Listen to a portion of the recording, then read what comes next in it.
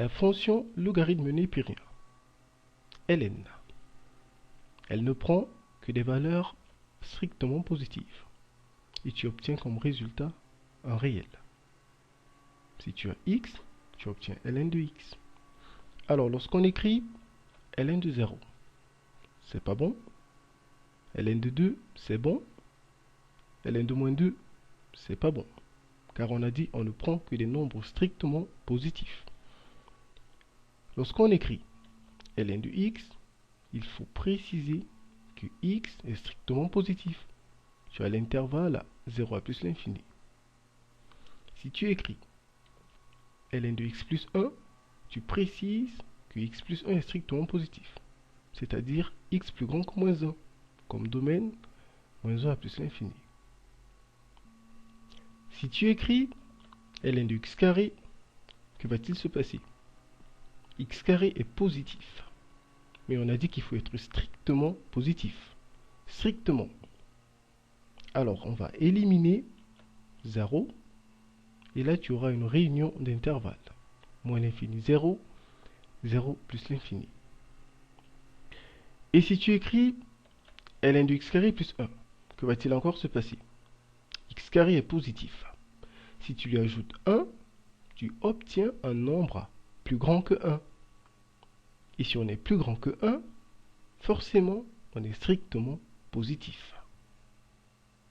Alors, il n'y a plus de conditions. Et là, on a l'intervalle R.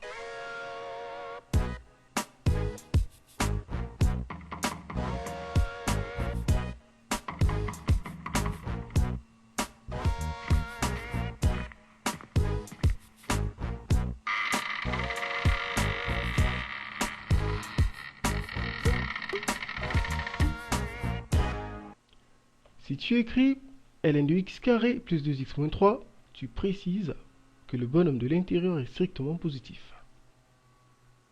Alors, tu fais un tableau de signes. Et là, rappelle-toi. Pour un trinôme, on a le signe de A à l'extérieur et le contraire à l'intérieur. Tu calcules les racines au brouillon, tu obtiens moins 3, 1. Et là, on va dire signe de A à l'extérieur, contraire à l'intérieur. Ça donne ceci. Ton domaine, le voici.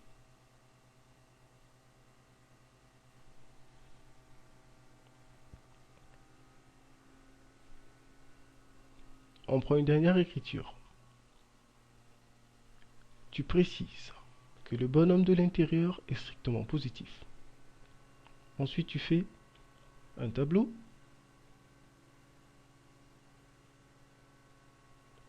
Et la première ligne, x plus 1, tu complètes les signes. Deuxième ligne, x moins 1, tu complètes aussi. Et troisième ligne, tu complètes.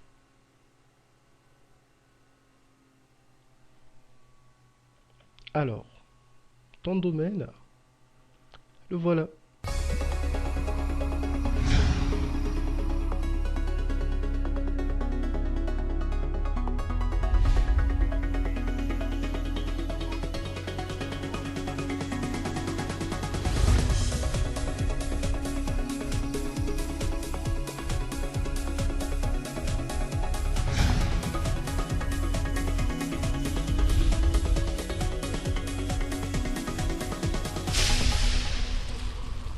Alors, ln de 1 c'est 0, ln de e c'est 1.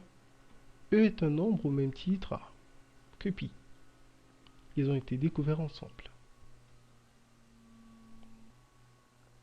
Propriété,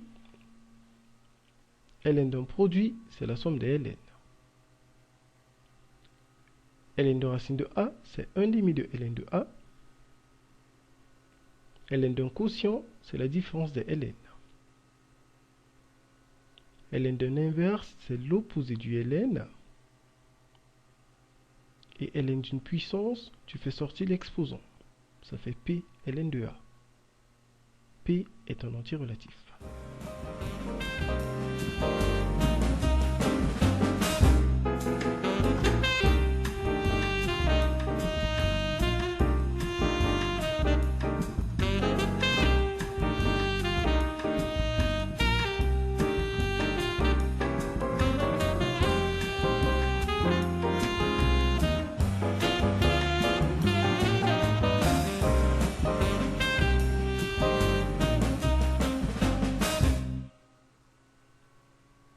27, c'est 3 au cube.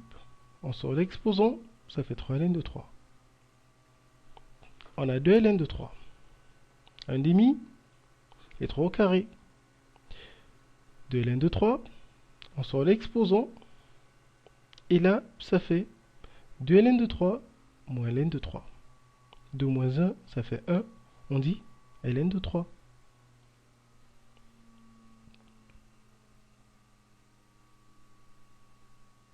On continue. 16, c'est 2 expo 4. ln d'un inverse, c'est l'opposé du ln. On sort l'exposant, ça fait moins 4 ln de 2. ln de racine de 8, c'est 1 demi de ln de 8. Et 8, c'est 2 au cube. On sort l'exposant, ça fait 3 demi de ln de 2.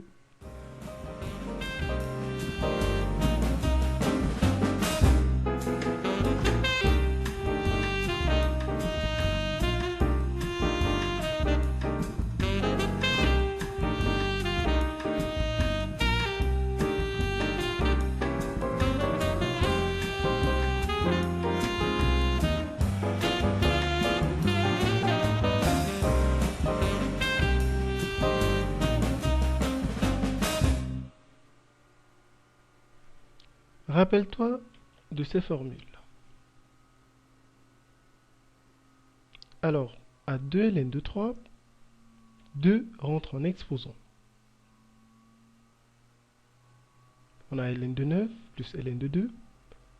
Une somme de ln, c'est le ln d'un produit. Ça fait ln de 18. 1 s'écrit ln de e. Somme de ln égale ln d'un produit. Et différence de ln d'un quotient.